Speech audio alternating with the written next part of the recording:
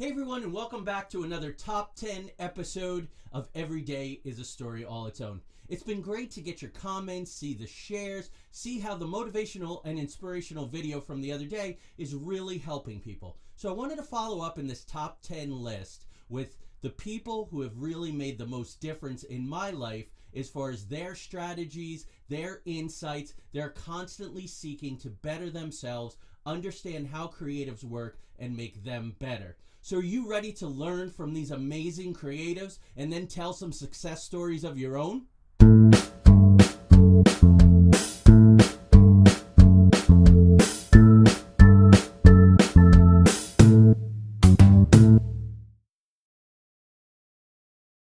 So let's get started with the very first book on the list. This is Elizabeth Gilbert's Big Magic. Now, Elizabeth Gilbert is a really interesting study because we know that there is no such thing as an overnight success. But Elizabeth's book, Eat, Pray, Love, went on to become a smash runaway bestseller. It resulted in a film with Julia Roberts. And so Elizabeth had this interesting problem. People would come up to her and say, "What are you gonna do next? How are you gonna top this?" What an interesting question for someone who's still relatively new in their career. And so she really began to look at it. She began to look at fear for the creative. She began to look at the idea of the daemon and the genius, who once upon a time, before the Renaissance, that was something that was there like a muse to help and inspire a creative. But somewhere along the line, genius became something that we have. Either you have it or you don't. And that is a lot of pressure. Elizabeth also saw correlations between, of course, being a creative, being an artist, and mental illness. Now, we don't have to go down that road. What we do is a business like any other. We can build our skills the same as everyone else. So this is a great book to understand creativity, kind of a little bit the dark side of creativity, how not to get overwhelmed, and how to manage your fear. The second book on the list in the last 2 years has made a tremendous impact on my life. I would say that without this book, I wouldn't be making this video series. And this is Gay Hendricks The Big Leap. Now, Gay Hendricks is a counselor, and his story is very interesting. A guy whose life was going nowhere. He had zero growth happening, but he answered the call to adventure, and he went out and he began to study, and he began to learn, and he began to look at what limits people from achieving their great success. And he found something called the upper limit problem. Now, this is an idea that everyone has a zone of genius. Right below it is your zone of competence. And so many of us day to day live in our zone of competence. We hack away at the work we do in order to pay the bills, but it's not really fulfilling even though we're good at it. But our zone of genius, that is our creative zone. That is where we're living, where Einstein time is operating, as he calls it, where you could spend 7 hours working on a paragraph, not even know it. Could be practicing your lines and building your character as an actor for half a day, and it feels like an hour. That's your zone of genius. So what keeps people from living in their zone of genius? Well, I wanted to know why I wasn't spending more time in my zone of genius. Well, people have what's called an upper limit problem. And that's really the meat of the book. It's the idea that maybe you're afraid of failing. You're afraid of what people in your family will think if suddenly you're doing something that they don't agree with because it's non-traditional. Another reason is because you're hiding your light under a basket, as I like to say. You're afraid to shine too bright because people are going to say, "Who are you to do this? Who are you to think that you can achieve these things?" So Gay Hendricks' book is wonderful for helping us understand why we're not living in our zone of genius and what to do when we get there. Now, the third book on the list is another person that has really inspired me over the past several years, Brene Brown, who I talked about quite a bit on the previous episode. Brene's book, The Gifts of Imperfection, is a wonderful study in what to do when you start to have some success, when you're following your bliss, you're living in your zone of genius, and people are kind of saying, "Hey, look at that person. They're not very attractive. Oh, I don't really like the things they're saying." So Brene had this breakout video on a TEDx talk that a lot of people saw, and all the trolls came out and all the people with the negative comments. So she really began to look at vulnerability, authenticity, and dealing with your creativity, making the absolute most of it, owning your story, and doing the things that you need to do to say, here I am, this is who I am unique, I am proud of what I do, I have a story to tell, and I am going to go ahead and tell it. Now, the fourth book on the list is by Malcolm Gladwell. It's Outliers, and this is also a book that I talked about in the last episode. Malcolm Gladwell did a lot of study finding what he called the 10,000 hours effect, that if you put in the 10,000 hours, you will start to see real results. And the book is a series of case studies, an entire town, the Beatles, and how they took a gig in Hamburg, Germany, early on in their career, where they had to play for 20 or 25 hours a week, and how it pushed them to get really, really proficient at their instruments, to try different kinds of music, and how they really gelled as a team, as the Fab Four in that time. And then he goes on to talk about philosophers, scientists, entrepreneurs, different people who applied their 10,000 hours to best effect, what their personalities were like, what other markers were like that helped them live in that zone of genius. Now, the fifth book is Don Miguel Ruiz's The Four Agreements. Now, Don Miguel was taught in the Toltec tradition from Mesoamerica, and the Four Agreements, if every creative, if every person could live according to these four agreements, man, what a wonderful world we would live in. How many success stories as creatives we would tell. And the four agreements are this. 1, be impeccable with your word.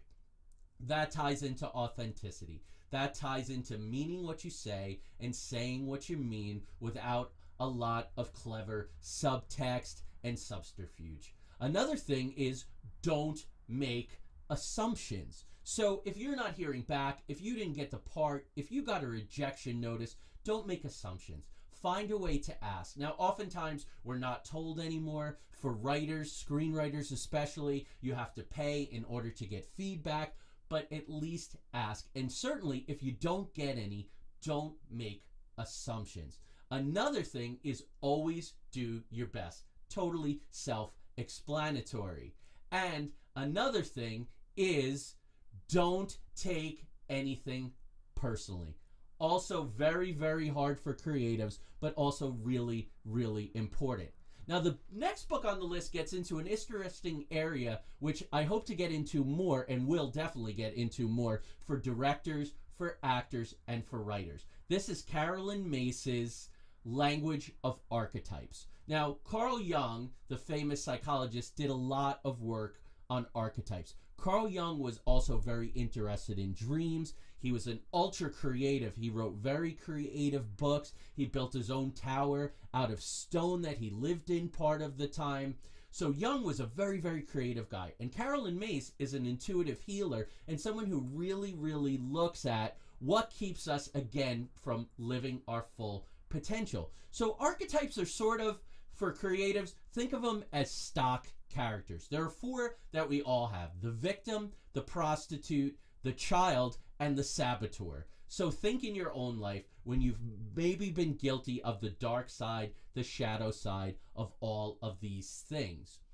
Well, in the book, go through, I strongly suggest that you go ahead, do what she suggests, and find your 12 major archetypes. Some of mine obviously are the visionary, the seeker, the writer, the teacher. It makes a lot of sense. One of mine also is the alchemist. And creatives should think a lot about the idea of alchemy, of taking nothing and creating something amazing, to take an idea and actualize it into a story. So Carolyn Mace's work with archetypes is something that I think every creative should spend some time with, adopt, and then apply to their own life very, very consciously.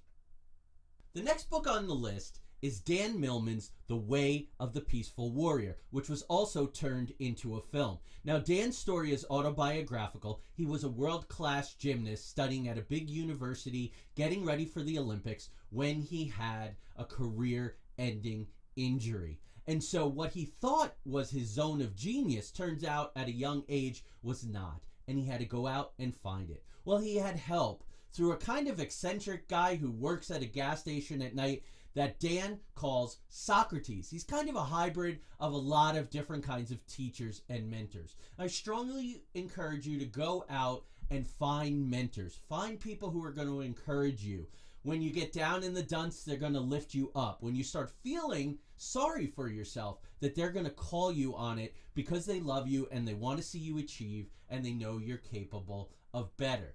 The next book is Evolve Your Brain by Dr. Joe Dispenza. I was first introduced to Dr. Dispenza's work through the show What the Bleep Do We Know, which took quantum physics, and I will be talking about quantum physics on this show at different times because I think it's very instructive for us in living our lives fully.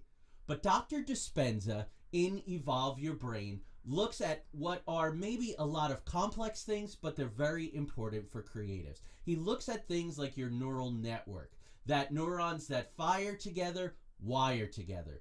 Thoughts that come up all the time tend to come up more and more. Those become your loops. So Dr. Dispenza talks about neuroplasticity, that the brain is not a fixed thing, that intelligence isn't fixed, that creativity isn't fixed, that these things continue to evolve and get better throughout our lives. He talks about inventing your day. This becomes very, very important. It's something that a lot of people talk about. Oh, imagine your day before you do. But in terms of neuroscience, this is a real thing. In studies, the same areas of your brain fire whether you're thinking about an activity or you're actually doing it. So think about that as an actor, as you're running through your blocking, if you're thinking about it, running your line, seeing yourself in the space. As a director, if you're imagining the space in your mind and seeing how people move through it. This is not idle. This is not skylarking. This is actually training your brain in these kinds of things. The last two things on the list are documentaries. They're both available on DVD. They're often available on different streaming services. These two documentaries mean so much to me and have such an effect on my life that I will often send them as gifts to fellow creatives who have helped me, to students, to people that I mentor. Super inspiring. The first one is I Am, and it's directed by Tom Shattuck, who's well known in Hollywood for Ace Ventura, for Liar Liar, for Bruce Almighty, for Patch Adams' Story, starring Robin Williams. And so Tom had a really catastrophic bicycling accident. He sustained a massive head trauma, and it led to a terrible side effect. He was very, very depressed and also at times suicidal. So Tom was going through a lot of things in his life, a lot of shakeups before the accident and certainly after he was dealing with a lot of things. And so he started to look at, why am I not fulfilled? I have all these big mansions. I travel the world. I'm famous. I've gotten everything I wanted. I'm a very well-known director, and yet I'm not happy. So I Am takes its name from a question that was posed in the Times to several people about what's wrong with the world. And the thinker G.K. Chesterton wrote back, "Dear Sirs, I am." So as creatives, we have a real opportunity to be part of the solution. For people to say what is right with the world, to be able to say, I am. And so Tom talks to all different kinds of thinkers from all different kinds of fields. A similar thing in the last documentary I'm going to talk about, and it's also the last item on the list today on our top 10, and that is Finding Joe. No surprise I snuck Joe Campbell in here. You're all beginning to learn just how much I admire him and how much his work inspires me. This is about Joe's ideas of following your bliss, answering the call to adventure, living your best life, going into the cave where the treasure lies, and confronting the dragon all over his body that says, "Thou shalt," and to learn you live your own way, to be unique. There's also a great story that opens up Finding Joe, which is directed, by the way, by Patrick Solomon, and it's the story of the Golden Buddha, which was covered over with clay to protect it from an invading army, and then everyone forgot there was a golden Buddha inside until someone accidentally chipped away a little and found that golden Buddha. So at the end of this list now, I encourage you to read these books, to watch these documentaries, to go out into the world, share your success stories, share these other success stories with people to motivate and inspire them to keep on going, to live the best life that you can as creatives. So if this video was helpful, please like it, make some comments, tell me what else you want to see in the future on the channel, what other top 10s we can do. We have some great stuff coming up for actors, directors. We have a special surprise guest that's going to help teach us about historical education. Please subscribe to the channel, let people know about it. We're getting great feedback, and let's all continue to make this journey together, motivated and inspired. And remember, every day truly is a success story of its own for you.